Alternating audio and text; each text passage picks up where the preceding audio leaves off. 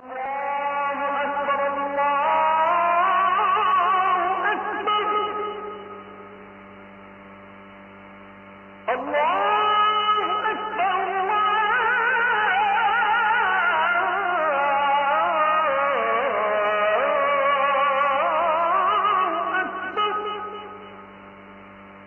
ভাইরা, রাতের ঘুমের সময় রাসূলুল্লাহ সাল্লাল্লাহু আলাইহি ওয়াসাল্লামের কতগুলো আমল ছিল। এর মধ্যে যদি আমরা দেখি 7টা জিনিস নবী করিম সাল্লাল্লাহু আলাইহি ওয়াসাল্লাম করে থাকতেন।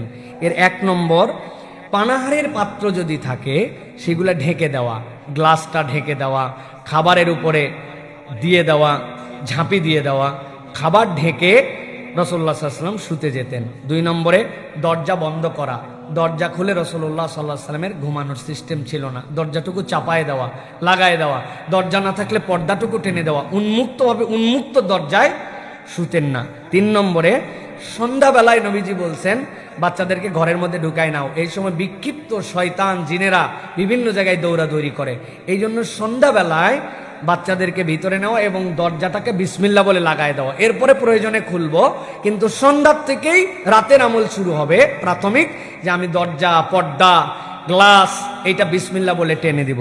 এরপরে নবী করিম সাল্লাল্লাহু আলাইহি ওয়াসাল্লাম একটা নির্দেশনা দিয়েছেন, একাকী ঘরে নির্জনে না শুতে। এমন জায়গা নির্জন, কেউ নাই, এই নির্জন জায়গায় একাকী নবী করিম সাল্লাল্লাহু আলাইহি ওয়াসাল্লাম থাকতে নিষেধ করেছেন। 2 জায়গায় আল্লাহ নবী সাল্লাল্লাহু আলাইহি ওয়াসাল্লাম বলছেন একাকী থাকবে না, একটা হচ্ছে রাত্রে থাকার ক্ষেত্রে, আর 2 নম্বরে সফরের ক্ষেত্রে একাকী বর্জন করা, এটা উত্তম। এখন কেউ নাই সেটা ভিন্ন কথা, কিন্তু কেউ আছে, থাকার সুযোগ আছে, এই জন্য একাকী নির্জনে থাকতে নবী করিম সাল্লাল্লাহু আলাইহি ওয়াসাল্লাম নিষেধ করেছেন।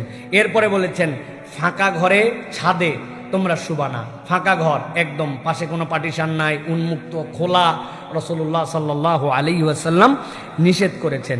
বিছানা ঝেড়ে নেওয়া, এটা নবী করিম সাল্লাল্লাহু আলাইহি ওয়াসাল্লাম অনেক ক্ষেত্রে নির্দেশ দিয়েছেন। অনেক জুব্বা, কাপড়, কোট অনেক দিন পর্যন্ত ঝুলানো থাকে, এইগুলার মধ্যেও বিতাড়িত শয়তান আশ্রয় গ্রহণ করে, বিসমিল্লাহ বলে এগুলা ঝেড়ে নেওয়া, তারপরে পড়া, এটা অন্যতম গুরুত্বপূর্ণ একটা দায়িত্ব।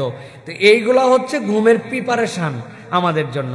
এরপরে যখন বান্দা শুয়ে গেছে, শোয়ার আগে 4টা আমল আছে, এটাকে আমরা একটু ভিন্নভাবে ব্যাখ্যা করতে পারি। 1 নম্বরে নবী করিম সাল্লাল্লাহু আলাইহি ওয়াসাল্লাম শোয়ার সময় আয়াতুল কুরসি পড়া মিস করতেন না। 2 নম্বরে নবী করিম সাল্লাল্লাহু আলাইহি ওয়াসাল্লাম সূরা বাকারার শেষ যে 2টা আয়াত, এই 2টা আয়াত ছাড়া আল্লাহ নবী সাল্লাল্লাহু আলাইহি ওয়াসাল্লাম কখনো শুতেন না, এবং নবীজি বলতেন একজন মানুষের জন্য সূরা বাকারার এই শেষ 2 আয়াত তার রাতের জন্য যথেষ্ট হবে। সুবহানাল্লাহ। এটা গেল।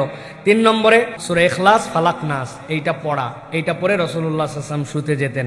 এরপরে যেটা বলবো, দোয়া, যেটা নবী করিম সাল্লাল্লাহু আলাইহি ওয়াসাল্লাম 2টা দোয়া কন্টিনিউ করতেন। আল্লাহ রাসূল সাল্লাল্লাহু আলাইহি ওয়াসাল্লাম বলতেন, আল্লাহুম্মা আসলামতু নাফসি ওয়া আজ্জাহতু ইলাইক, আল্লাহ আমি আমার আত্মাকে আপনার কাছে সমর্পণ করলাম, আল্লাহ ও ওয়াজ্জাহতু ওয়াজহি ইলাইক, আমার মুখকে আপনার দিকে করে দিলাম।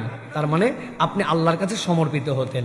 এরপরে রাসূলুল্লাহ সাল্লাল্লাহু আলাইহি ওয়াসাল্লাম বলতেন, আল্লাহুম্মা বিইসমিকা আমুতু ও আহিয়া।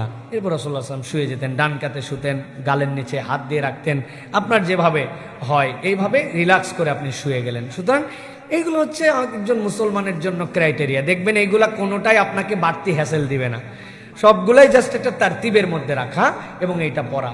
আয়াতুল কুরসিটা খুব গুরুত্বপূর্ণ। সূরা বাকারার শেষ 2 আয়াত, সুবহানাল্লাহ, আপনার ঘুমকে অন্যরকম করে দিবে। আর ইখলাস, ফালাক, নাস ছাড়া কোনো ইমানদার শুতেই যাবে না। আর আল্লাহর কাছে বলবেন, আল্লাহ তোমার জন্য শুতে যাচ্ছি, আল্লাহ তুমি আবার হায়াত দিলে তোমার জন্য উঠবো, এইটা বলে আমরা শোয়ার জন্য চেষ্টা করবো। এই গেল মোটামুটি আমাদের জন্য মাসনুন শোয়ার আমল।